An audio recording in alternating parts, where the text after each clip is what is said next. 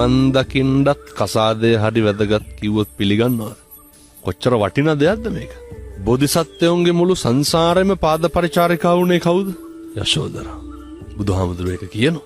පින්නත් යශෝදරා වෙනි යශෝදරා දේවිය මේ උත්තමාවිය රහත් තෙරණින් වහන්සේ පිරිනිවන් පාණ්ඩ අවසර ගන්න එනවා බුදුහාමුදුරුවෝ ගාවට. බුදුහාමුදුරුවෝ කියන යශෝදරා වෙනි මහා ශ්‍රාවකයන් වහන්සේලා පෙරම් පිරුවේ කල්ප ලක්ෂයයි. අග්ග ශ්‍රාවකයන් වහන්සේලා පෙරම් පිරුවේ අසංඛේය වූ කල්ප ලක්ෂයයි.